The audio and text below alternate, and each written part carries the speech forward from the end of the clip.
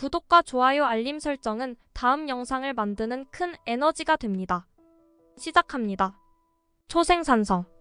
탁월한 인생을 만드는 법으로 획기적인 목표 계획 및 달성 시스템을 제시한 마이클 하야트가 이번에는 소중한 시간과 집중력을 아끼고 중요한 일에만 초점을 맞추어 큰 성취를 얻는 비법으로 돌아왔다.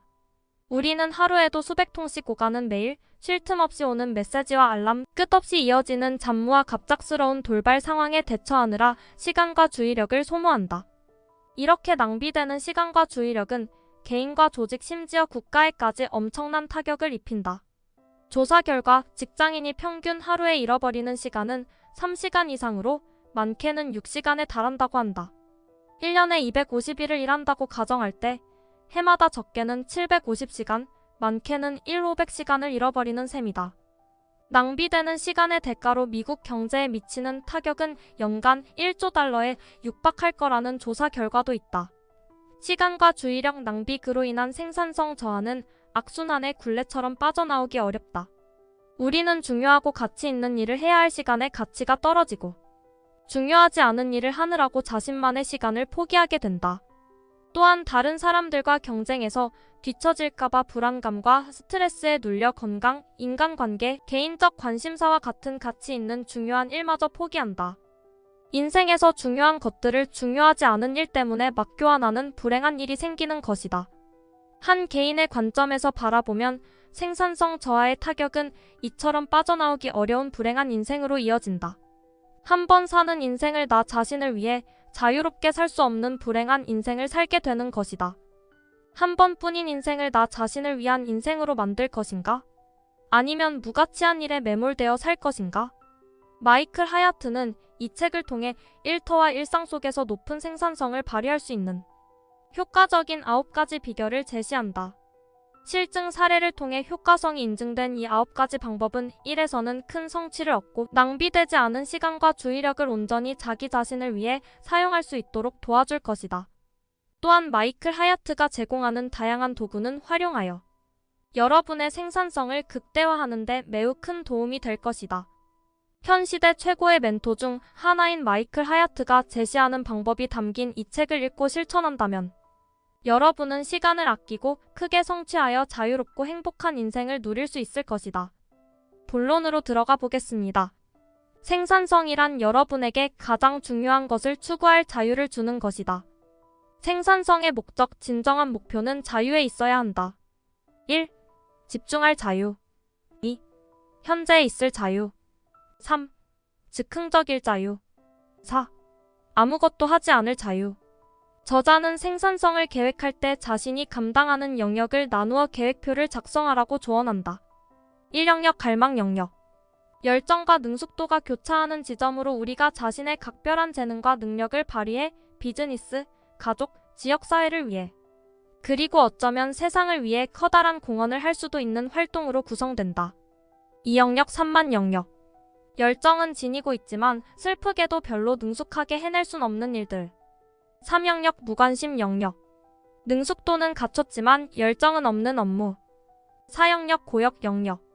열정도 없고 능숙하지도 않은 업무로 구성된 영역.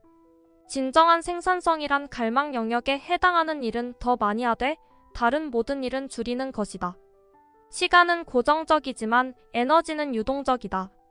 즉, 일하는 시간과 에너지의 생산적 지출은 반비례 관계에 있다.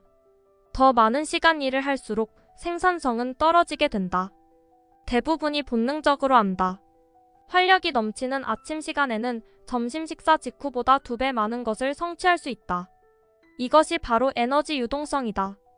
왜 우리는 자신을 이런 상황에 빠뜨리곤 하는 걸까?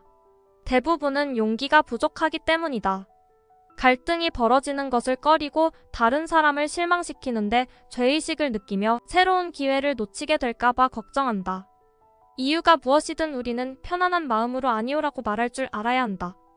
가장 중요한 게 무엇인지를 유념하는 것이 거절을 하는 요령이다. 용기란 두려움에도 불구하고 중요한 가치나 원칙을 위해 기꺼이 행동하는 마음이다. 시간, 그러니까 우리의 일정이 제로섬 게임의 원리로 작동되는 상황이라면 우리가 어떤 일을 수락하는 것은 곧 다른 일을 거절하는 것과 같다는 사실을 깨달아야 한다.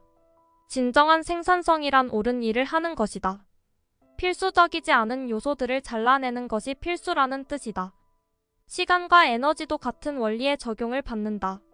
쓸 수 있는 양이 정해져 있으니 고래버리지 업무들에 배정하는 것이 바람직하다. 다시 한번 강조하지만 이번 장의 목표는 우리가 어떤 일을 맞닥뜨릴 때마다 멈춰서 어떻게 해야 할지 생각할 필요가 없도록 일상에 가능한 한 많은 부분을 자동화하는 것이다.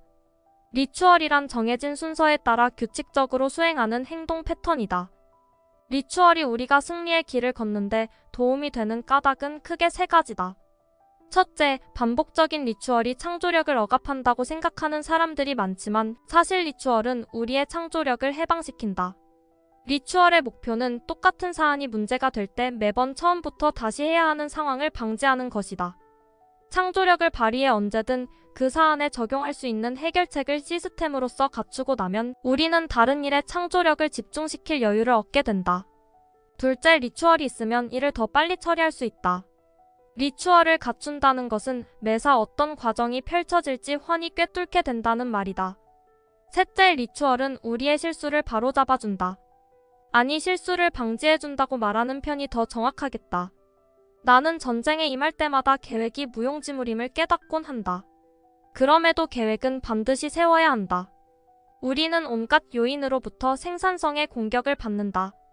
계획을 갖고 임하면 첫 전투에서 승리하지 못할지라도 금세 회복하고 다음번 전투를 위한 발판을 마련할 수 있다.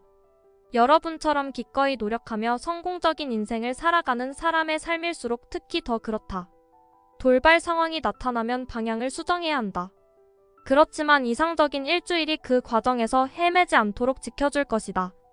계획이 있는 사람은 다시 정상 궤도로 돌아가는 방법도 알기 때문이다.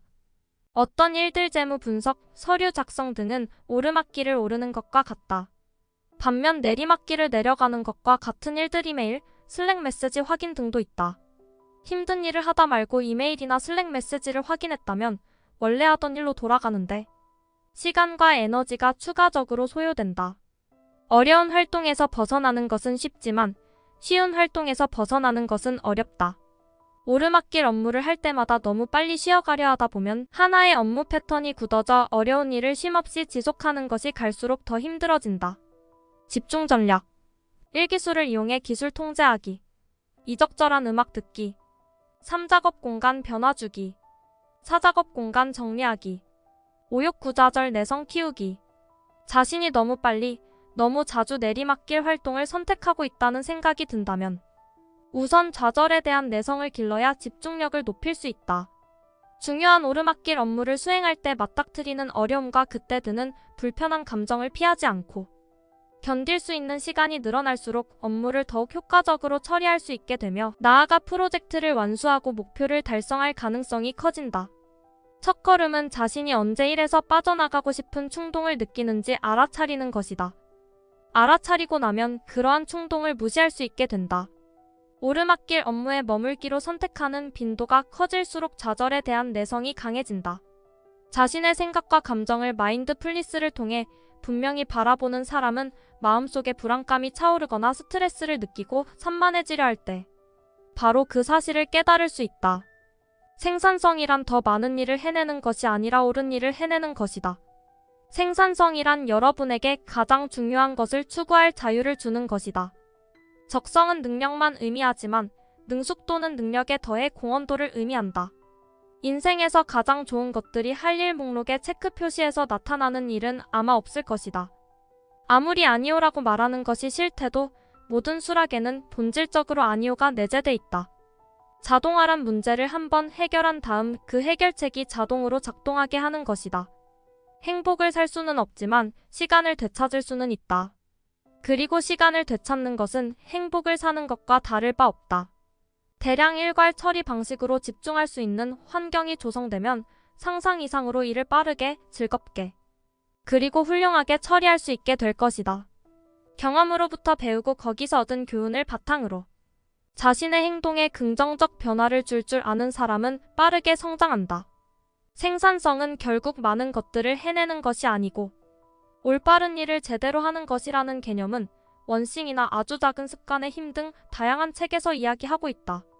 항상 어떤 일이 중요한 일인지를 생각하고 중요하지 않은 것들은 일괄 처리해버리고 중요한 일에 집중하여야 하고 집중할 때는 가장 컨디션이 좋은 상태여야 한다. 단순 반복하는 일들은 최대한 자동화 시스템 또는 위임을 통해 처리할 것. 그리고 어떤 일을 하기로 선택했다면 다른 일은 하지 않기로 선택한 것. 이라는 개념은 시간은 유한하다는 측면에서 해야 할 일들을 계획할 때 유념해야겠다. 여기까지 초생산성 도서 소개였습니다. 구독과 좋아요 알림 설정은 다음 영상을 만드는 큰 에너지가 됩니다. 시청해주셔서 감사합니다.